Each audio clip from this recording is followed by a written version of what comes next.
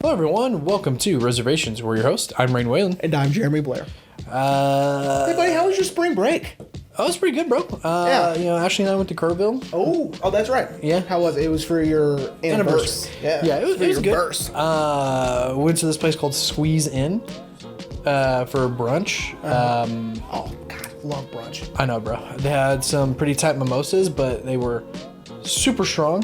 And Nice. Ashley and I were like, we can't finish these $6 mimosas. But dude, best breakfast burrito I've ever had in my life. Yeah. It had avocado on it, bacon, eggs, Monterey cheese, dude, and it was fucking huge. I didn't want to stop eating it, but I needed to because I was getting sick. Yeah. Because it was so good. Yeah. Yeah, man, it was pretty tight. The only thing that was kind of a dud is I told Ashley that we need to check out some record shops. Yeah. Apparently, Fredericksburg, because we stayed in Kerrville, but we went to Fredericksburg. Mm-hmm. Fredericksburg doesn't have a lot of record shops. No, it's not really that kind of. My aunt and uncle live in San Marcos, and when I was a kid, we would always drive through Fredericksburg and check out some of the shops if we were there on time or whatever. And yeah, it's not that kind of place, man. Yeah, which is a shame because I think they do well. We heard of one, and we went to go find it, but either they were closed or something, because apparently they operated out of a hotel. Right on. Which I'm assuming the owner of the hotel probably owned the record store and just thought it'd be easier, just boom, we'll use one room as a storefront. Yeah. But either they weren't open or they'd closed or moved. I don't know. But so we couldn't find it. So we were like, well, gross. But it was still pretty fun, you know. That's cool, got out of Midland for a little bit. Yeah, how about you, bro? Did the same. My girlfriend and I went to the Fort Davis area. You know what's so crazy? Went hiking. Hiking is hard. I asked Ash, she's like, have you ever been to Fort Davis before? She's like, yeah, I've been. I'm like, yeah, we should go sometime. Yeah. So it was fun. I mean, she loves to hike. I'm a swimmer. I don't mind hiking, but it was hard. The first 10 minutes I was like, I'm not gonna make it. I'm going to collapse. Well, and then you get through those first 10 minutes, and then you're like, oh, then you're good to go. Like, I was like, oh, this is fine. But then an hour into it, you're like, fuck. It did take an hour and a half. It took an hour and a half to go all the way up the mountain and then all the way down the mountain. Yeah. But it was fun. It was a ton of fun. We stayed in Pecos. I don't know if you've ever been. I don't think I've ever been to Pecos. I'll tell you what there is in Pecos. Nothing. Nothing? Nothing. So we stayed there because it was cheaper, but then we could just drive to places like Mallrats and whatever. Yeah, Mallrats was tight. Yeah, dude. All right. People in the Texas area, if you ever want to feel what it's like to get frostbite in the summertime, jump in that Mallrats natural spring. Yeah, but then once you get used to it, dog, you don't want to get out. Yeah, that's true. Anyway, I had a wonderful time. She's great. Welcome back to the Texas podcast. Yeah. That'd be terrible. But that's great, man. I'm glad. Because I knew you were going out of town. Yep. And I told you I was going out of town. Yep. So, yeah, and man. yet I still had time to watch this movie twice. Yeah, because I made you watch it twice. Yeah. I mean, but that's not a bad thing. You've made me watch movies twice. That's true. I have. So, yeah. So, and we'll get to the reason why I made Jeremy watch this movie twice. Yeah.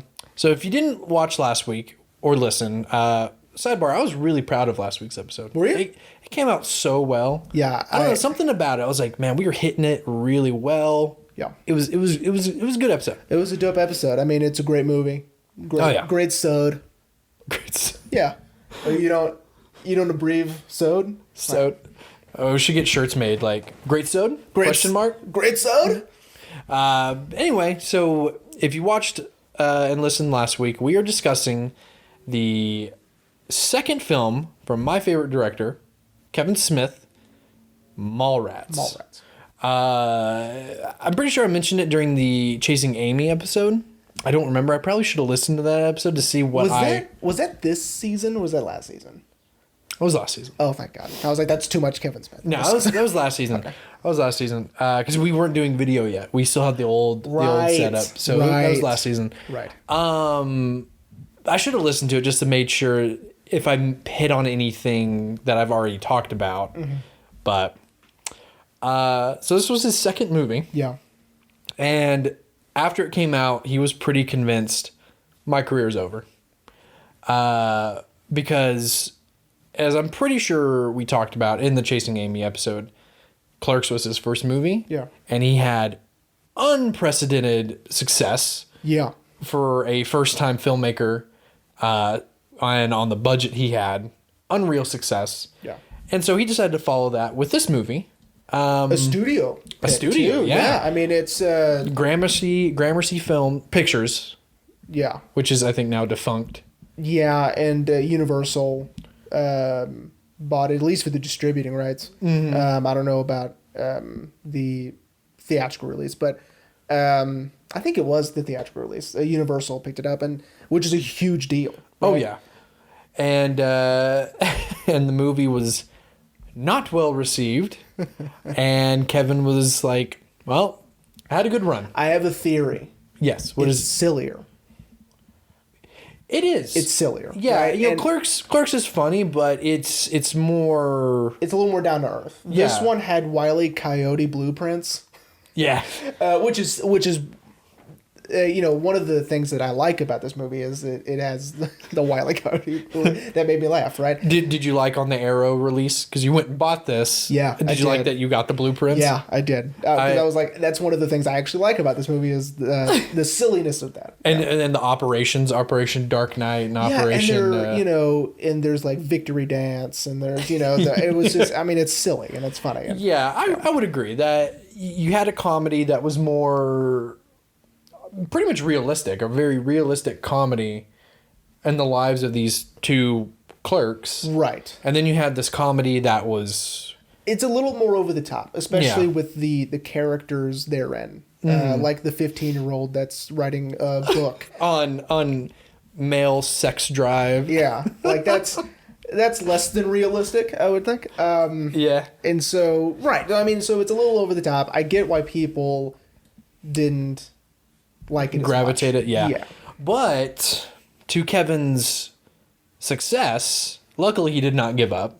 Yeah. And we have, Chasing Amy, and granted, as I mentioned, I know I said this during the Chasing Amy episode, a high point in his career, in my opinion. But, we would have never gotten Jane and Silent Bob Strike Back, Clerks 2, the rest of his Viewdisc universe. Yeah. He wouldn't be the pop culture icon that he is now if he had just given up after this movie. There was a point I was making, and I completely forgot it. Give me a second. Take your time. This is riveting podcasting. Well, so, you know what? It'll come back to me. Cool. Right on. And the movie... that was the point I was making. There it is. The movie... has aged very well. You think? Yeah, I watched an interview with Kevin. Well, actually, not the interview. It was the commentary. Oh, sorry, got a hair in my mouth, everyone. Gross. The commentary that he filmed for Arrow, for the Arrow release, where he was saying how, I don't want it to come across like I had the forethought to make this movie because I knew it would be popular, 20 years later. Yeah. He was like, it just kind of happened that he wanted to make a movie about like the friends that he was hanging out with. They would go to the mall, talk comics, and not really, do anything. It was just hang out at the mall. And that was the movie he wanted to make. And 20 years later, that's what pretty much everyone's doing now. They're talking comics and as to your point last week, nerd shit. Yeah, it's nerd shit.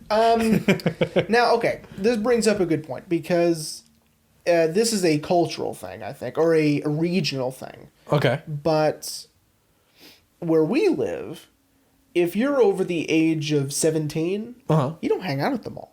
Yeah. And so we have these college-age kids, these 20-somethings, not only working at the mall, which is strange, but hanging out there. It also might be a generational thing. Yeah. As well. But, when I think of hanging out at the mall, I think of teenagers, right? Yeah. And preteens. Yeah, and pretty much all of our characters are all in college, all in their early 20s. Yeah. Yeah, and actually, I never thought of it. Yeah, well, I mean, it's, because I don't... Well, that does make sense, because, yeah, when we were in high school, yeah, we'd go and hang out at the mall. Sure. You know, maybe buy a few things here and there, but just hang out. But when we graduated and went to college, we were like, no, we'll only go to the mall if we need to. Like go if I need to go, or if I'm eating something. You know what I mean? Yeah, Get like some of that mall Chinese. Yeah, we're, you know, got to get that Great American Cookie. Yeah, you know, I only go if I need to. Or if I only go if I'm like on my lunch break. Exactly. Yeah, like, you know, and me having worked at our local mall. Right. Multiple times for 2 different stores and then for the mall itself. I just don't like going up there as much anymore. No. I mean, it's not fun, right? Yeah. I mean, again, stores are different now. It's not like... It isn't the variety it was like when we were kids even. Oh, yeah. You know, there was a KB Toys, rest in peace. R.I.P. And Ashley brought up a good point when she was watching it with me last night, is in the scene after Brody gets his ass kicked by Ben Affleck. And yeah, we're going to talk about Ben Affleck. You know, he's recuperating in the candy store. And Ashley's like, do you remember when we used to have one of those in the mall? I was like, yes. It was, correct me if I'm wrong, if you can remember. Sure. I remember it being, you know, so Spencer's was where Hot Topic is in our mall. And it was right next to it, right? On the right side, I want to say? Or it was either on the right side or the left side. I always think of the mall in halves. Okay. Because there is that sort of, that area where Dillard's is in the middle, where it's sort of spaced out, right? And so I consider those the 2 halves. And so it's hard for me to remember where things were back then. Because I won't remember which half it was. Yeah. Right, and whatever. I do remember there being a candy store. I developed my love for the blue gummy sharks there. That has never gone away. I love gummy sharks. Yeah. I love gummy sharks. So if we have any fans out there, send Jeremy gummy sharks. Yeah. We will buy a P.O. box. Yeah. We'll get a P.O. box. I love gummy sharks. They'll melt in the P.O. box and just be a giant brick of gummy. That's perfect. And the little raspberry things I love, like the snakes and whatever. I mean, malls don't have that anymore. Ours doesn't. You know, and I'm going to talk about it a little bit because ours also doesn't have an upstairs. Maybe if we had an upstairs. That's true. Maybe. We're going to talk about the movie, everyone. Hang on, because it's integral to actually talk about the love of malls too. Because I do appreciate a really nice mall. Like when Ashley and I go to Austin to visit my mom, we usually go to I believe it's the Barton Springs Mall, where it is it has an upstairs. But what's so interesting is you enter in on the second floor. Oh, that's the cool. Downstairs is in a sub, almost like they built a sub and then built the rest of the mall on top. And that I love, which I think is what makes their mall so interesting, is that they do have that upstairs.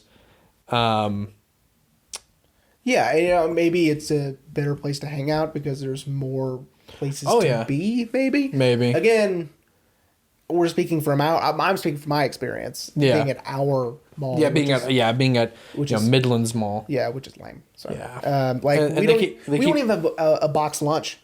I know, bro. Dude, those stores are tight. Speaking of nerd shit.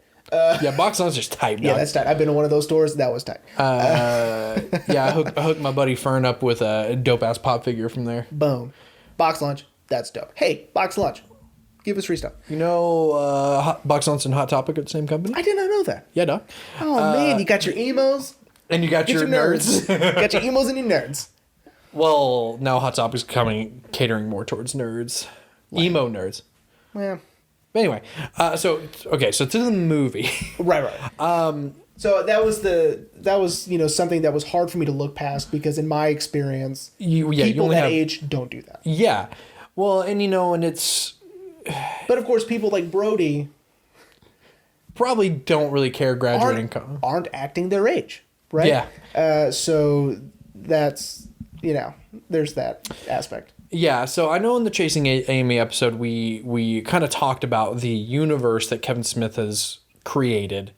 Of course, at this time, it was just meant to be a trilogy. And then after Chasing Amy, that's when he was like, no, we're going to... Keep going. We're going to keep going. So Brody, one of our characters, played by Jason Lee, the awesome Jason Lee. I do really like Jason Lee. Yeah, he's. I think this was one of his first movies. It was because he had auditioned for it. So I think after this, Kevin Smith just called him up. Yeah. Oh yeah. Well, and you know what he was doing prior to this, right? No. He was a professional skateboarder. You know what? I think I knew that. I think I read that somewhere. Yeah, dude. Jason Lee, the same guy who played Dave Seville in the live action Chipmunk movies. And of course, My Name is Earl. My favorite. Yeah, dude. My Name is Earl. Also with Ethan Suplee, who is in this movie. Willem. Which, of course, being a fan, I'm going to talk about the character of Willem, because there's another character also in the universe named Willem, who is not played by Ethan Suplee. Oh. But anyway, yeah. So you have this friend group in the movie, which I think most people can relate to. You've got Brody, who's the man child of the group. You've got T.S., who he acts more his age, but he can still be childish. Yeah. You've got Gwen, Joey Laurinabs, who is the slut of the group. You've got T.S.'s girlfriend, Brandy, who is the adult of the group. And then you have Brody's girlfriend, Renee, who...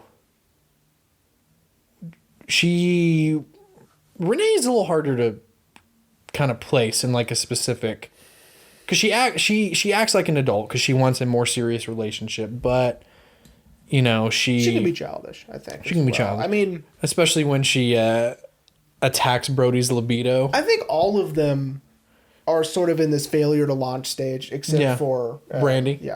Yeah, Brandy's pretty much the only one who.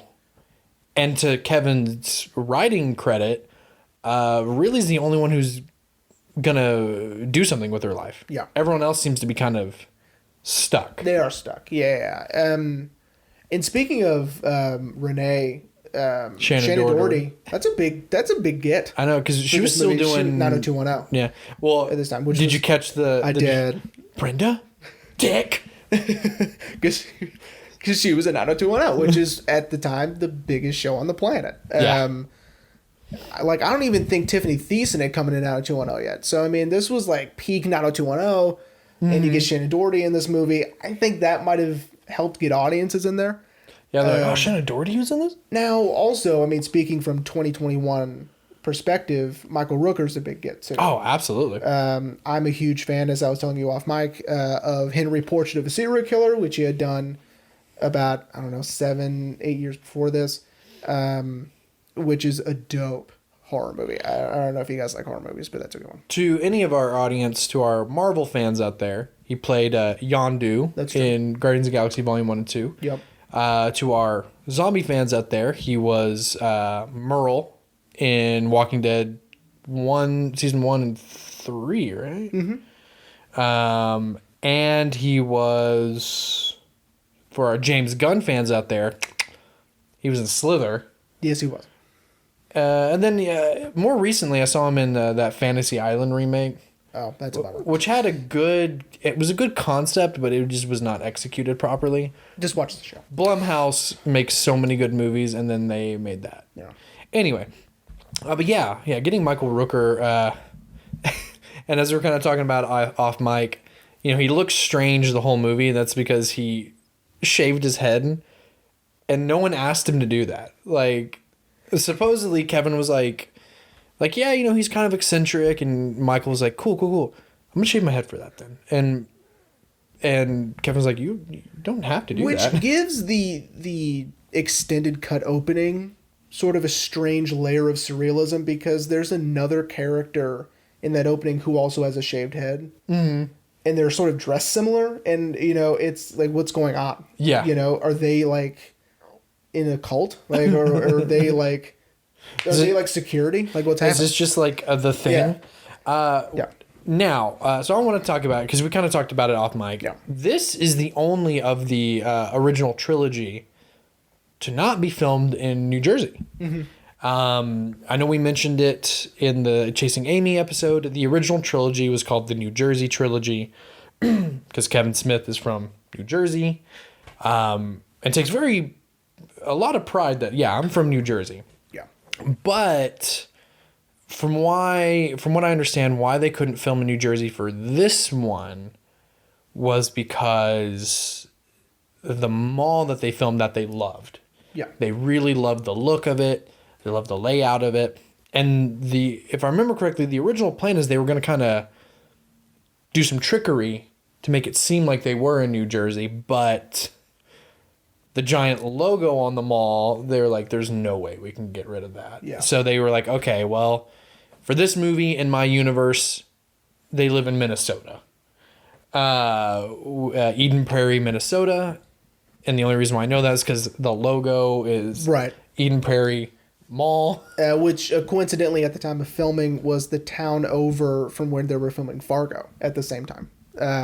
So what you're saying is... An amazing movie, by the way. So what you're saying is Fargo. Kevin Smith could just hopped over and watch them kill Steve Buscemi? Yeah, and like, spoilers for Fargo. And just say hey to Frances McDormand and, you know... Joel and Ethan Coen. Yeah. So, God, I love Fargo so much. Yeah. Future episode. For sure. I've always wanted to watch it. And I've also wanted an excuse to watch the show. Even though I know the show is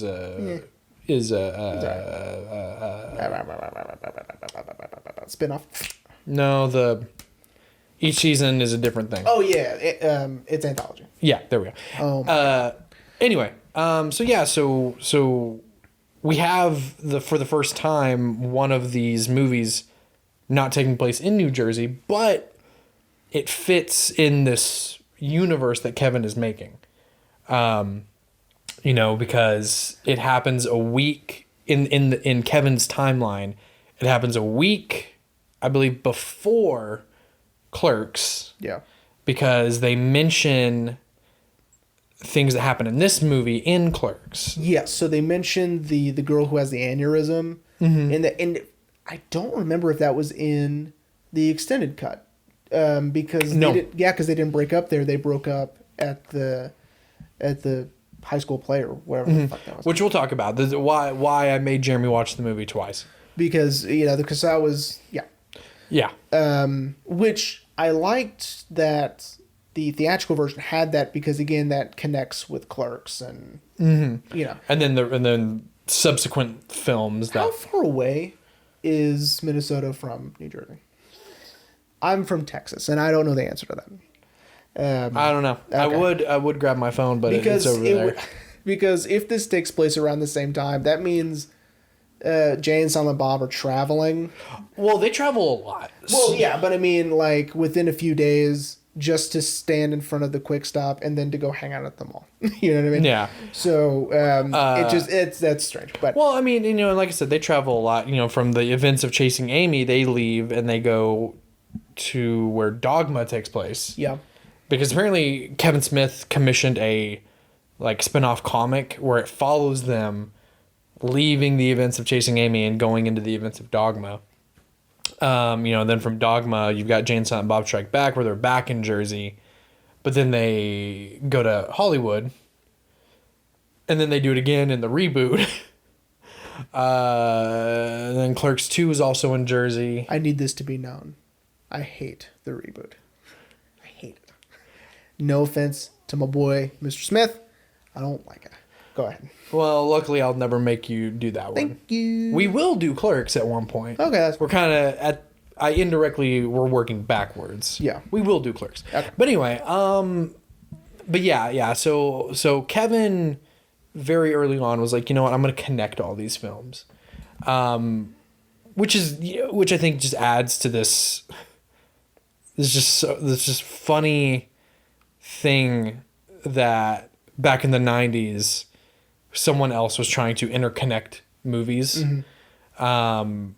It's funny, people credit Marvel to doing that, which no one has ever done it as to the extent of Marvel. Not to the extent, but I mean, it's been done. Oh, you yeah. know, I mean, God.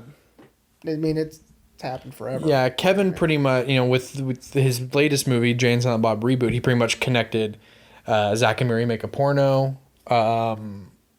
his True North trilogy, I think, is something separate, which I don't know if we'll ever get Moose Jaws. Yeah. I gotta have Moose Jaws. Yeah, man, I want to see that Moose Jaws. You know, I love Tusk. I kind of liked Yoga Hosers, I guess. Yoga I mean, it was silly. Yeah. Anyway, but yeah, I just like that this movie wasn't a sequel, but it's connected. Right. And, you know. Right. All right. So let's talk about things I didn't like. Number one, Brody. I don't like Brody. I don't like Brody at all. I think he's very obnoxious. I think he's a dick. And I don't like him. I don't like him at all. So it's funny you say that. I like Banky better. I asked Ashley, out of the friends of TS and Brody, who would you and I be? And she said you would be more like Brody and I'd be more like TS. Unreal. That's unreal. That's not even a little true. All right? I'm looking at you, the audience, because I just don't... I don't know. I think. Although she did say one of his lines that he says, she was like, "Oh, I could see you saying that." Is when they're at the dirt mall and he's looking at the comics and he looks and he's like, "You should have boards in them, you savage." She's like, "Yeah, I could see you saying that." I'm like, "You gotta have boards on your comics, otherwise they'll bend." And she's like, "Do your comics have boards?" Yeah, they do. Because I'm not a savage. All right. Speaking of the comic book collection, that's Kevin Smith's comic book collection. Really? I wondered where that's all at those... Brody's house. Yeah. I wondered where all those came from. Oh, I'm sorry, Brody's mom's house. Brody's mom... Well, Brody's mom's... No, it's Brody's house. Because he lives in the basement. Oh, my God. Taking a role from Pete Davidson, that's like an apartment. I don't like Pete Davidson either. But dude, so sidebar. Yeah. That comic book collection is... I apologize if everyone heard that. My watch is telling me that apparently I hit my calorie goal. Oh, congratulations. Just sitting here. That comic book collection is something that I desperately want. Yeah. Just because I love comics. I think that's another reason why I like this movie so much is I love comics. I've got some first issues that were given to me that were actually in really good condition. So that's the things that the comic book collection is what is dreams are made out of, you know? Yeah. And I do like Brody's rule. Don't touch lest ye be touched. Like, like, don't touch unless you, I don't remember how he says it, but he pretty much implying that he's going to sexually harass TS if he doesn't get permission to touch his comics. I can only empathize for my movie collection. That would be my equivalent. I own one comic book, and it came in a gigantic that Watchmen special edition Watchmen set. Yeah. So I kind of fell ass backwards into owning a graphic novel. And it's on hardback cover. It is hardback. It is you son dope. of a bitch. Yeah, it's red. But anyway, so I don't like Brody. I just think he's awful. Which is funny because they tone him down in Jay and Silent Bob Strike Back. Mm-hmm.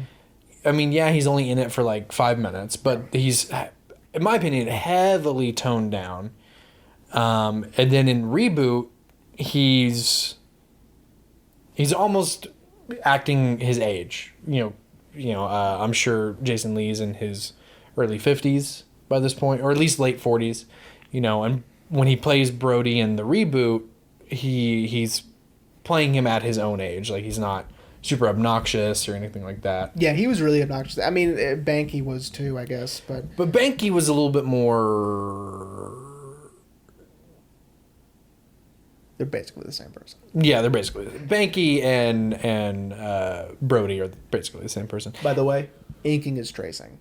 Did we say that in the I think we did. Anime? Inking is tracing. Anyway, they are. So it makes me wonder why create a second character, right? I mean, that's, of course, this doesn't have anything to do with anything. But since they're so similar. Probably because their jobs are different. He probably just loved working with Jason. Was like, hey, I'm not giving up on my career. I'm going to make this sort of that's a good point. dramedy.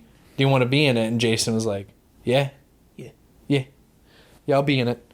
What am I playing? Oh, I'm playing a guy who's potentially closeted. Okay. Cool. And traces for a living.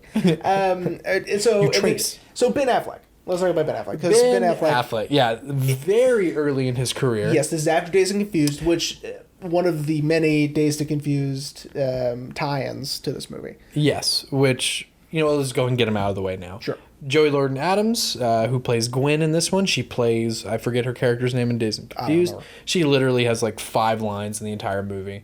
But she acts with Jason London in Dazed and Confused. And then 2 years later, she does this movie with his twin brother, Jeremy London. What's funny is I know I've told Ashley this, and she was like, wasn't the guy in Dazed and Confused? No. I was like, his face was. But that was his twin brother. And she was like, oh.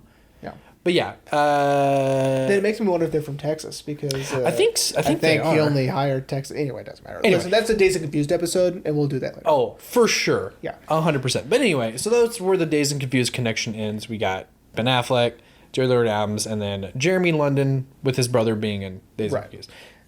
Ben Affleck. So Ben Affleck is in this movie. He has this crazy slick back hair, which I sported in the 5th grade.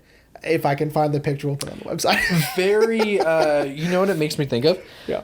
It makes me think of that dumbass movie he did with Jennifer Lopez where he's like a... Geely. Yeah. That's who his character reminds me of. Like, it's almost like when he did that movie... They're like, all right, think of the most scumbag character.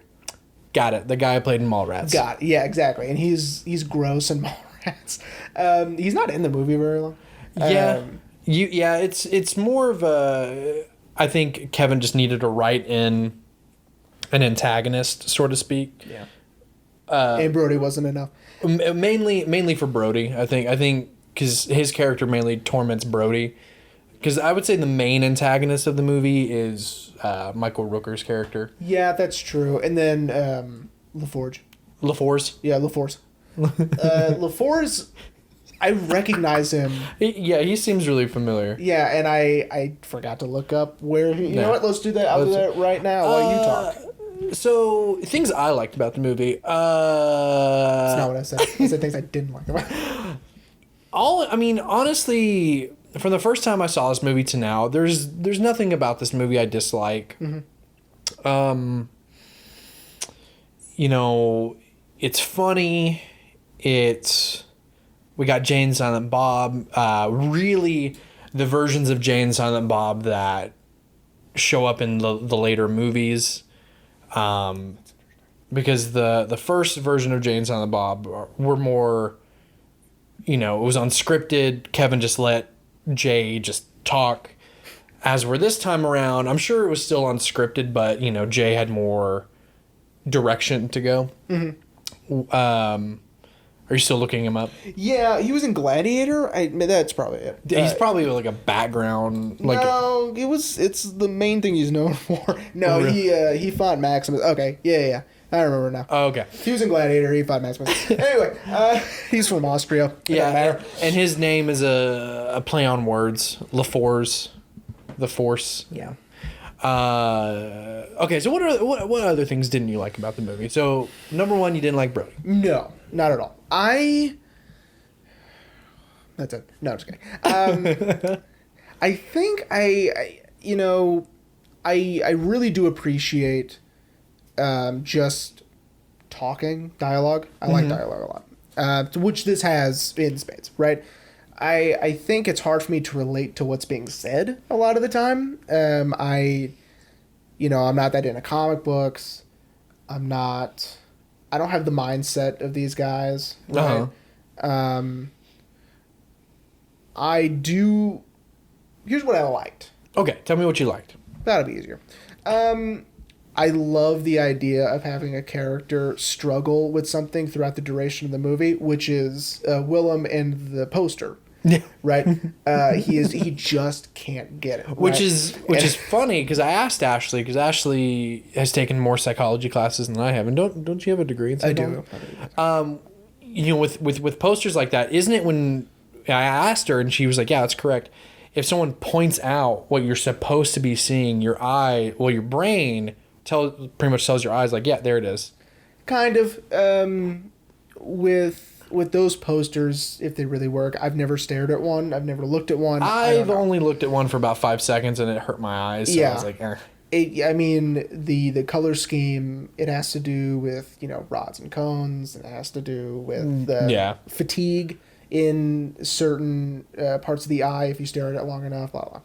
So, which is my theory. Well, my point is that is just, when Willem has been told multiple times, it's a boat. It's a sailboat. Yeah. And he still can't see it. So is it like, are you just that dense or are you really, really trying to see the sailboat? I love it. I think that was so funny to me. I got a lunch. I'm ready. He's ready. He was going to do it all day and just stare at that thing for hours.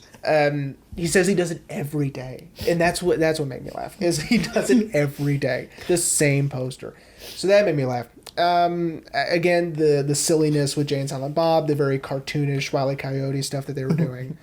The Biggity Bam.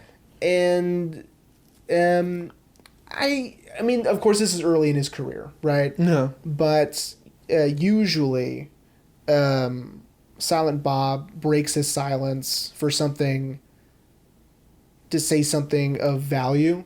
Oh, yeah. And he really kind of didn't this time. Yeah. But again, it's early, so he probably hasn't come up with that thought. Yeah, it was more so he just quoted the Jedi Code in... it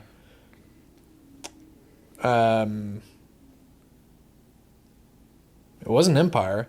I don't know when this is said about the Jedi Code, but yeah. Who knows? Because, Chasing Amy, he gives this very, eloquent monologue about how, I experienced something similar. You gotta... And he usually does. Even in Clerks 2, he does, right? Yeah. No, that's like... Yeah, I got nothing. No, that's right. Yeah, because then Jay's like, man, you always come in with that smart shit. Well, what the fuck do you ever add to the conversation? Oh, that's right. So anyway, that part hasn't been developed yet. Right. So watching these movies out of order, you kind of miss certain things like that, right? Right.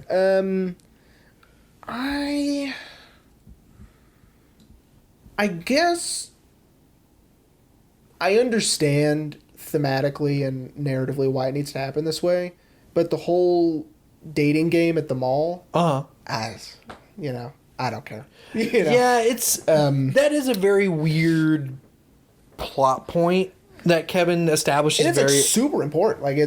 Relatively to TS's storyline. Yeah, to TS's story, it's really important. Do they ever reveal what that stands for? What? TS? TS? I no. Okay. You just know his last name is it starts with a G. No, Quint.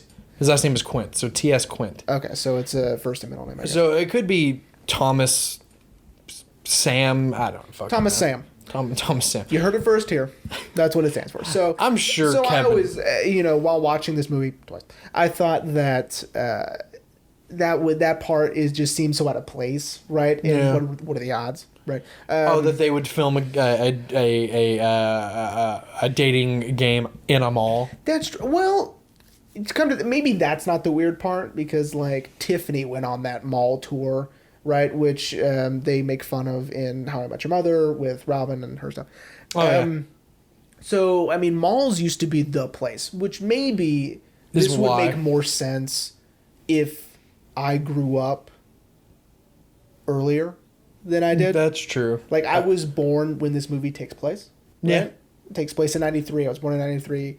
So I wasn't really aware of how central the mall was to just chilling, right? Mm-hmm. And getting some Sbarro or a pretzel. Which I don't mean to keep bringing up Reboot, but in Reboot, Kevin makes light of the fact that people don't really go to malls anymore. They don't. As Brody says, the mall's a dying breed now. Yeah. She's on her last leg of life support. So, oh my god. So that was, it's just hard for me to wrap my head around that. But the dating game is sort of strange.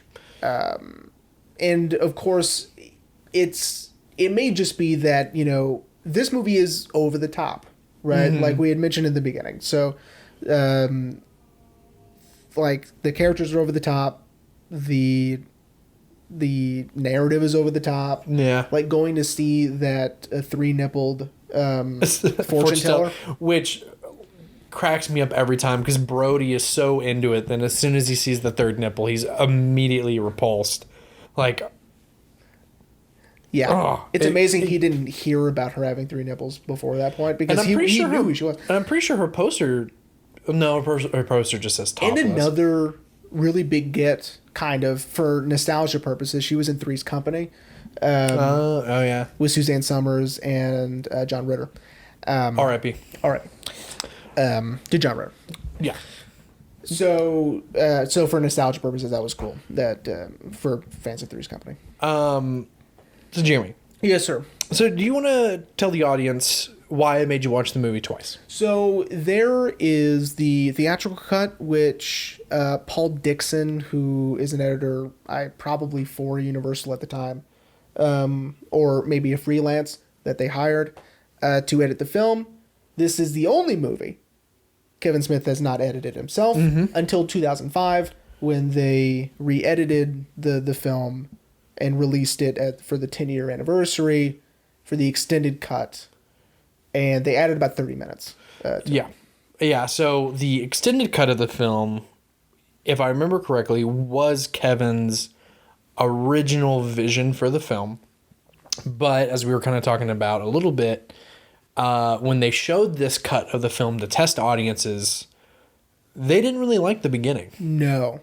Which makes sense because rather than the movie starting with this really hysterical narration from Brody about his cousin having a gerbil stuck up his ass. Makes no sense. Doesn't even have anything to do with the plot. Yeah, I think it was just an excuse to show them all, Yeah. And then we get that really cool title sequence with the comic books. With the comic books for each actor. And then we meet T.S. and Brandy. They get in their fight and they break up. And it also feels sort of, it's not in real time like American Graffiti is, or maybe American Graffiti is not in real time, but it's like it's one day, right? Oh, yeah. Instead of this extended cut, which is 2. Yes. Right? Which I like it better that it's one day. Yeah, because the extended cut starts at the governor's ball, which is mentioned in the theatrical version. There's a lot of things mentioned in this extended cut that if you never see the extended cut, hearing these things in the theatrical cut, you just assume like, oh, okay, that something must have happened. You kind of gloss over it. Yeah. Right? But then seeing the extended cut, you're like, oh, so these are like plot points that they just completely disregarded. And then, of course, they have to take out every time TS sees someone, they say, I saw you on the news, right? Yeah. They have to take that out, right? Yes. Because now it doesn't make sense. Yes, because what happens, how the original version opens is they're at the governor's ball. Brandy is studying the stars for one of her college classes.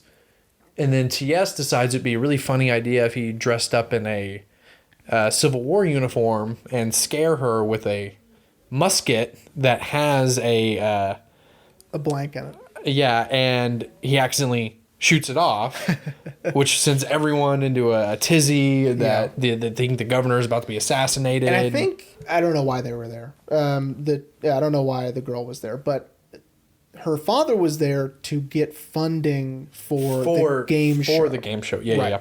From the governor. It's probably not even how that works. No.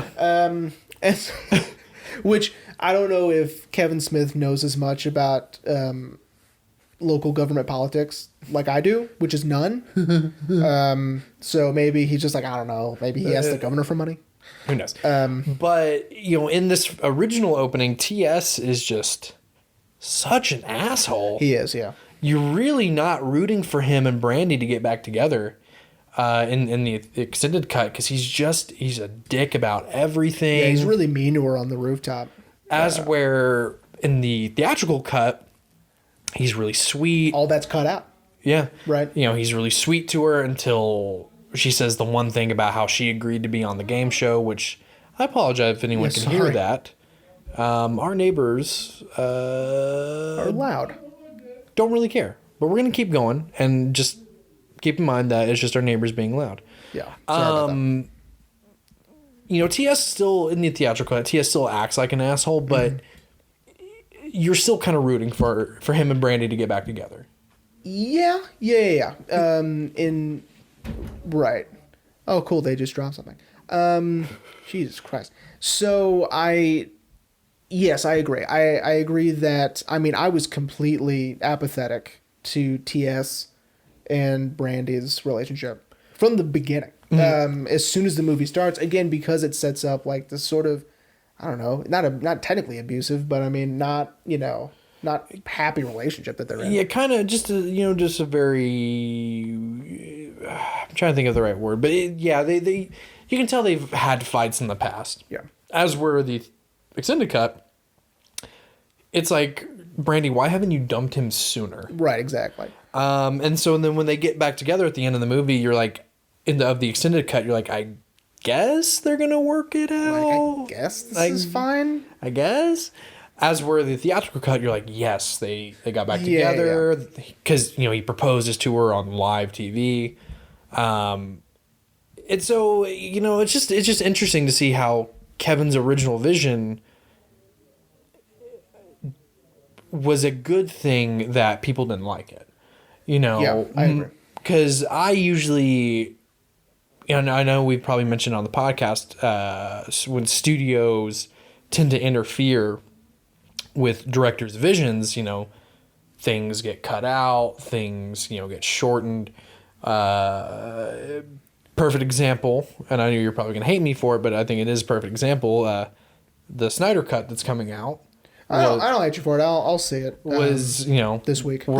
Yeah, we're finally going to see Zack Snyder's original vision for the Justice League, but then when he left during production and they brought in Joss Whedon, they pretty much told him, cut everything out, redo it all, because they didn't trust that Zack's original vision was going to make them money. Yeah. I mean, we'll see. We'll see how it goes. It's an extra 2 hours. Dude, it's going to be so tight. Start to finish, not even pausing. Oh, my God. But in this instance, it was a good thing that the studio kind of was like, hey, maybe you might want to redo some things. Yeah, so if some of you unfamiliar, studios do test screenings to see audiences' reactions and what they thought.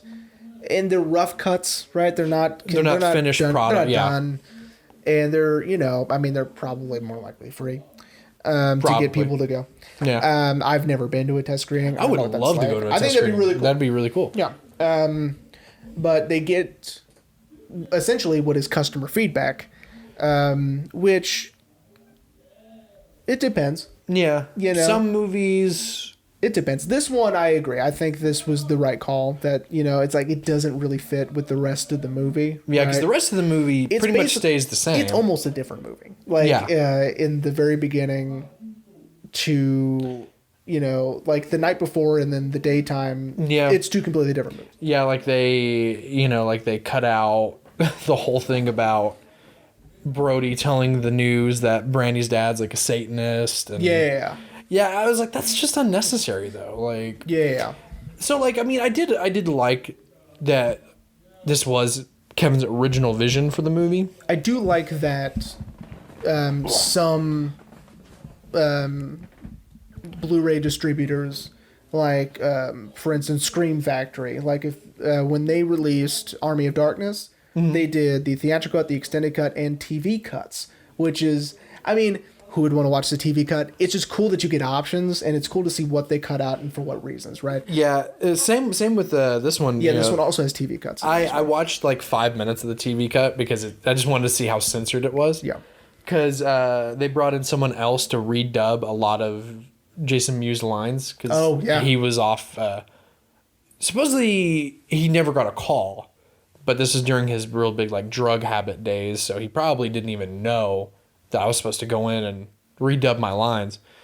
But yeah, the movie does feel completely different in the extended version versus the theatrical. I was actually kind of hoping when I saw the extended for the first time, I was like, I think this is going to be my new favorite version. Yeah. And then you're like, oh no. Yeah, you always kind of want the extended because more of a movie you like means better, but not in this case. Like Lord of the Rings.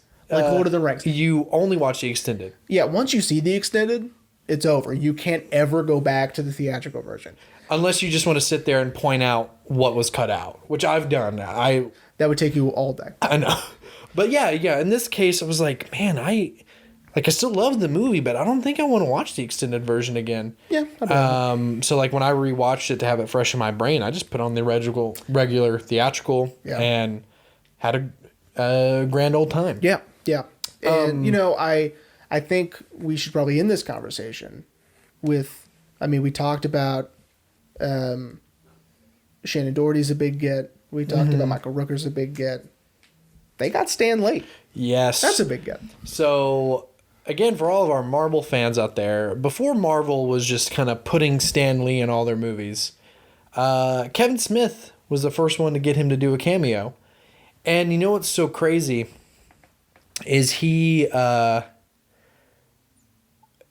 Kevin, as Kevin worded it, used some kind of hypnosis to get more screen time.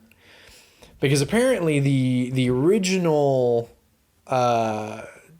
thing for Stan was he was going to come in, he was going to tell Brody that story, and then that was going to be the end of it.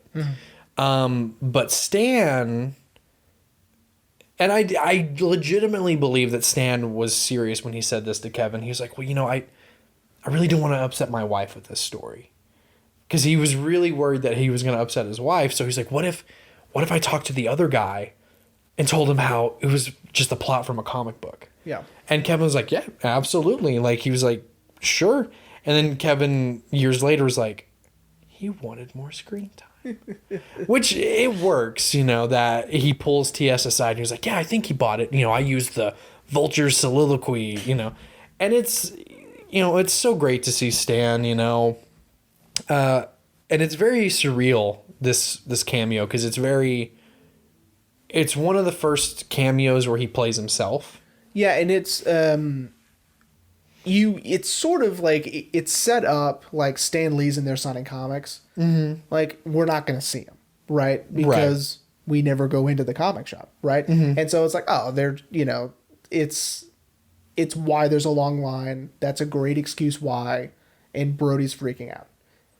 We don't need to see him, right? And we don't think we're going to. And then he just kind of shows up.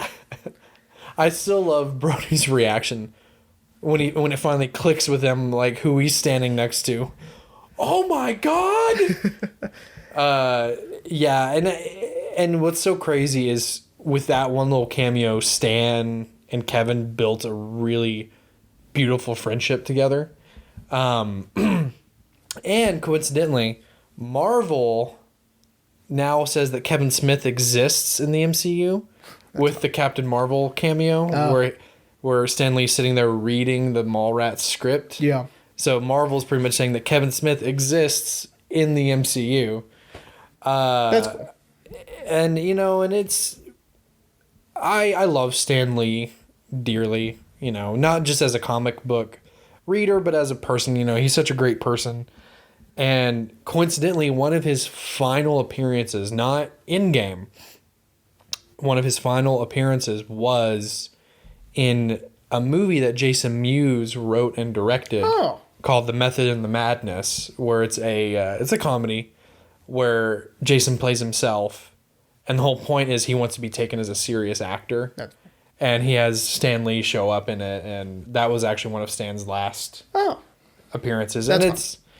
Yeah, man, that whole scene is, and it's really funny too, of Brody asking Stan Lee about... Did you notice that he kept looking left and right a lot during that scene? Stan Lee? Yeah. No. It's his cue cards. Okay. He had a really hard time memorizing lines, and especially with Kevin Smith stuff, it's a lot. Yeah. Right? Because it's like, a full page of dialogue. Mm-hmm. And so he kept having to look at the see, I never noticed that. Yeah. Yeah. But yeah, man. And then one more thing. Sure. Before we start to wrap up. Yeah. Kevin also set up Jay and Silent Bob Strike Back Yes, with the monkey, right? And then they're, almost like walking off into the sunset, right? Yeah, and then it's Jay and Silent Bob. Well, that's a different story. But of course, I think they obviously show up before that, before Jay and Silent Bob Strike Back. Yeah, this is almost like he's showing us a scene from Jay and Silent Bob. Yeah. Because I think Jay and Silent Bob Strike Back was supposed to be the next movie after Chasing Amy, but then he did Dogma. Because then at the end of Dogma, because he always puts like a, like how Marvel does, like, Captain America will return kind of thing. It was like, Jay and Silent Bob will return in Jay and Silent Bob Strike Back. And then they did Dogma, and I think it at the very bottom is like Jay and Silent Bob will return and Jay and Silent Bob Strike Back. I promise. So I think that was supposed to be the next movie, and then it just kept getting pushed and pushed. Got it. But so Jeremy, yes, sir. Are you ready to wrap up? Yeah. Yeah. Well, I want to add in an oops I forgot. Okay, an oops I forgot. We were talking briefly about studio interference. Jason Mewes almost didn't get to be Jay anymore because of this movie. The studio wanted him to audition. They did not want him at all. But Kevin was like, no, trust me, it has to be Jay. And they were like, fine, well, he has to audition. I think he auditioned 3 or 4 times because they made him audition. But they wanted like Seth Green. Yeah, Seth Green. I read that. They wanted a few other really good comedic actors, but it had to be Jason Mewes. Yeah. And we're lucky the studio trusted Kevin enough to be like, all right, fine. We know he's your friend. Cast him. Yeah, but you're taking care of him. Pretty much. Yeah. I think like Jason like had to crash on Kevin's floor because they were like, we're not paying him a hotel room. Nope. You got to take care of him, pretty much. Yeah. But I wouldn't trust him in a hotel room either. Even no, he's sober now. Fine. He's been sober for like 5 years. Like 5 days. Well, because he's got a daughter and he wants to be a good dad. Yeah, so, that's sweet. So Jeremy. Yes, sir. Even though I know you didn't like this movie, did you at least have found some new appreciation for it? Like I said, I always appreciate dialogue, no matter what. I just like dialogue heavy stuff. So I appreciate that. Now, he's good at those. Kevin Smith is good with these sort of natural conversations, right? Like when they're talking about the food court. When yes, like the cookie stand's not a part of the food court. Is the cookie stand a part of the food court? That's the conversation we would have. Yeah. And I would very much, no matter if I cared about it or not, be very defiant, in my opinion, right? Oh, yeah. No matter what. See, I think that's when you would be the most Brody. Like, no, cookie stand's not a part of the food court. Yeah. like you're out of your mind. Because it would be there. Anyway. So, I appreciate that. And so, I mean, overall, no, but yeah. It's not bad. Well, I mean, good. I didn't, like I said, I didn't pick it just to annoy you. I picked it because I really, I mean, I picked Great Gatsby to annoy you a little bit, but this one I really picked because I was like, I feel like if I can have him watch it with fresh eyes and with the added bonus of the extended cut, maybe, but I mean, I think like you said in our Chasing Amy episode, this movie's not for everyone. It's not for everybody. And it's not, as we discussed, it was critically panned. Yes, Ebert didn't like this one. He liked Clerks, but he didn't like this one. And again, it's because it's so different, right? Yeah. And we for sure will do Clerks. Maybe this season, I don't know. But as you said, it's too much Kevin Smith. That's too much. So it may be next season, or who knows. So Jeremy, yes, sir. What are we talking about next week? Because you were going to tell me, but I was like, no, I want genuine reaction on camera. Perfectly fine. I believe it's still on Netflix, but you can find it at our local Not Hastings for like $8. I almost bought it for you. I guess I still can. I'm scared. So, no, don't be. So, this is a movie that I love. This is a movie that I think it does, like, to tie it into our movie today, Brody couldn't do this movie. He couldn't talk about this movie because he wouldn't be able to be an adult. Oh, okay. So you need to really take it seriously. It won't be hard to once you watch it. It's gorgeously shot, and one of my favorite current working directors, Steve McQueen, is absolutely amazing. Shame, with Michael Fassbender and Carey Mulligan. Ooh. This movie is, I mean, it has the reputation of being a sex movie, right? Because it is about this person's struggle with sex addiction and what it's doing to his life. Assuming that's Michael Fassbender. It is Michael Fassbender. And his struggle with his relationship with his sister, who comes in and out of his life, and, you know... And I'm assuming that's Carey Mulligan. It is Carey Mulligan.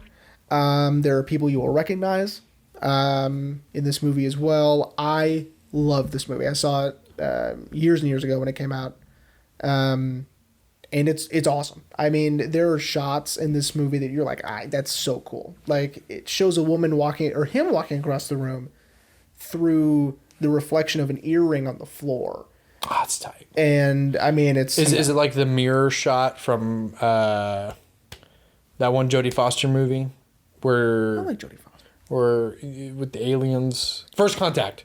You know, with the mirror shot? Contact. Yeah. It's sort of like that. That's cool, man. Yeah, you know, I want to say you've talked to me about this movie before. It's great. And I love Michael Fassbender. And as when we talked about with Great Gatsby and Inside Llewyn Davis, I love Carey Mulligan. Carey Mulligan is amazing. Amazing. There's a lot of really long takes in this. Okay. To where you're like, I can't believe these guys, you know, were able to pull that off as actors. Like, I wouldn't be able to maintain that level of seriousness or whatever for that long. I know. I've edited your shots. That's true. So it's great. Shame. Thanks for Alrighty. Well, we hope everyone enjoyed Mallrats.